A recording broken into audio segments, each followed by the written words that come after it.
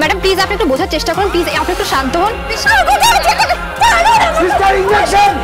কি করছেন কি ম্যাডাম, আপনি একটু শান্ত হন।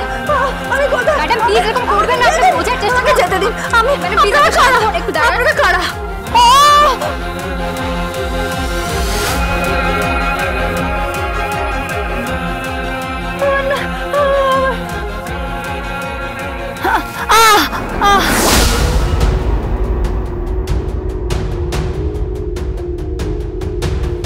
আমি কে?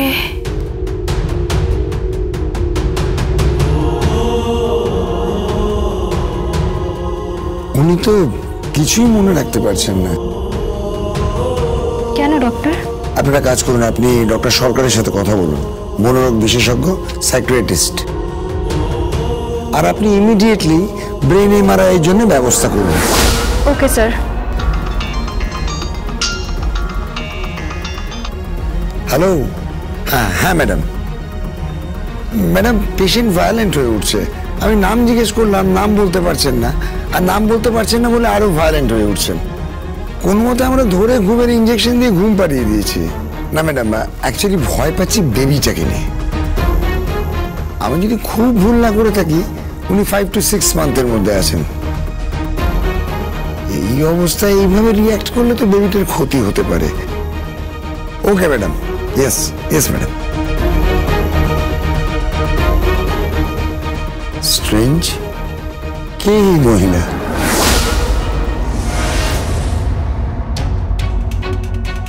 কিছু জানতে পারলেন না? দেখুন, বাইরে মেঘ করেছে, বৃষ্টি হলে কিন্তু সব প্রমাণ ধুয়ে যাবে। ব্লাড স্যাম্পল কালেক্ট করা হয়েছে।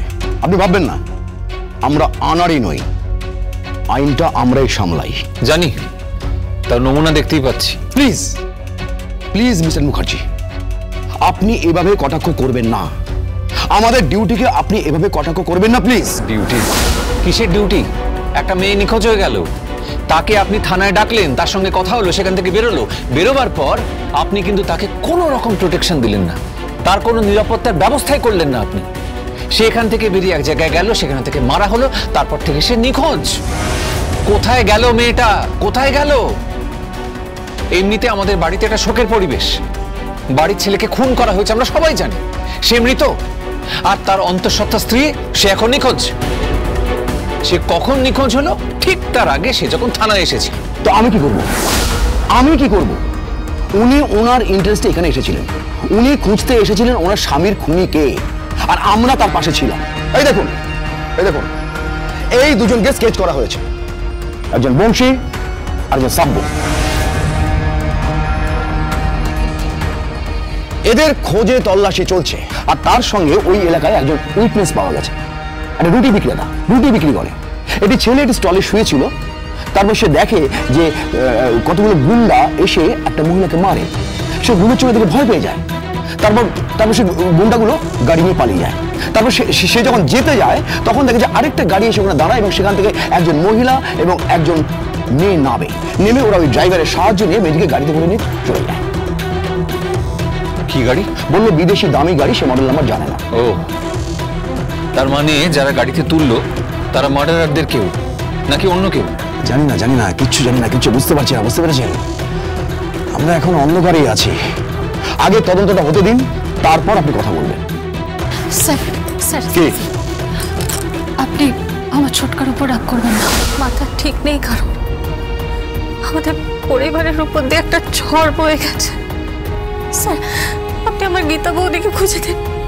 ওকে না পেলে আমরা নিজেদের কাছে নিজেরা ছোট হয়ে যাব, আর তার সমস্ত দায় সারা জীবন আমার পাপাকে নিয়ে বইতে হবে, কারণ পাপাই তো গীতা বৌদিকে থাকতে দেয়নি না।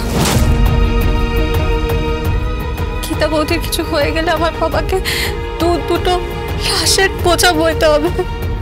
স্যার, এটা কি ঠিক বলুন? একজন পুত্র শোকে থাকা মানুষ বুড়ো হয়ে গেছে, আমার পাপা দুদিনে আরো বুড়ো হয়ে গেছেন। উনি কি নিয়ে বাঁচবেন বলুন স্যার? আমি জানি আমার পাপা রাগ করে গীতা বৌদিকে তাড়িয়ে দিয়েছিলেন, কিন্তু বিশ্বাস করুন, গীতা বৌদি যদি বাচ্চাটাকে নিয়ে একবার আমাদের বাড়ির দরজার সামনে আসতেন, আমার পাপার সব রাগ গলে জল হয়ে যেত। বাচ্চাটাকে আমার বাবা বুকে আঁকড়ে ধরে নিতেন, আমি জানি।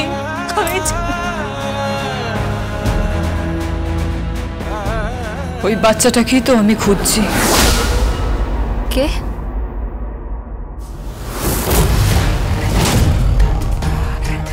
কাফিয়াদি? হ্যাঁ, বাচ্চাটাকেই খুঁজছি। বড়বাবু, বড়বাবু প্লিজ প্লিজ আপনি গীতাকে খুঁজে বের করুন বড়বাবু, তাহলে তাহলে সব সমস্যা মিটে যাবে। বাচ্চাটাকে দরকার, গীতাকে দরকার শুধু বাচ্চাটার জন্য। প্লিজ বড়বাবু আপনি ওকে খুঁজে বের করুন প্লিজ। চেষ্টা করছি আমি, কিন্তু ভুলে যাবেন না ঘটনাটা ঘটেছে কিন্তু আপনাদের বাড়ির কয়েকশো গজের মধ্যেই। তো আপনারাও সন্দেহের তালিকার ঊর্ধ্বে নন। বড়বাবু? হ্যাঁ, আপনারাও সন্দেহের তালিকার মধ্যে আছেন।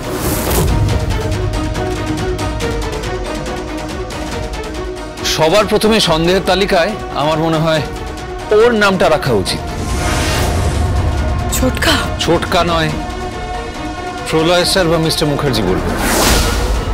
তোমার ছোটকা হওয়ার কোনো ইচ্ছে আমার নেই। চল মেঘ, বাড়ি ফিরে যাক।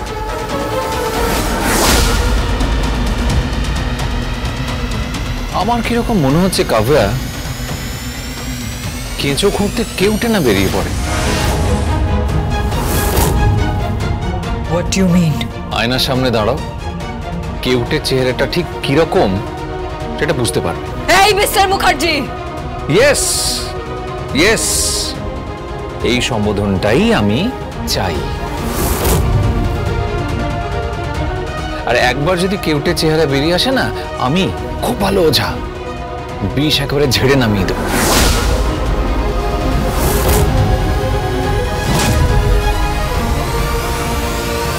চল মেঘ।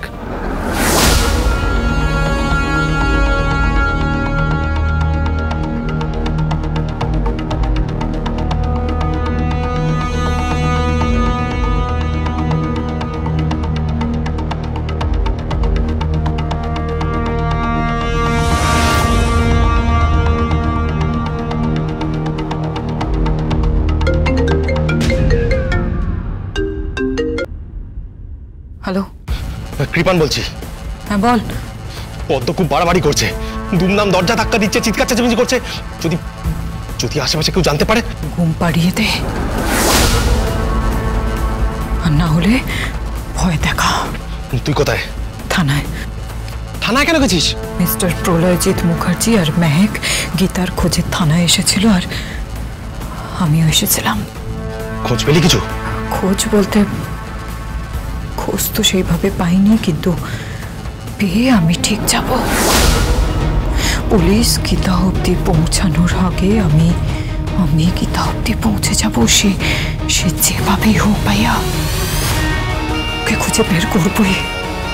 ওর গীতার সন্তানটা আমার চাই, ওটা স্বস্তিকের সন্তান।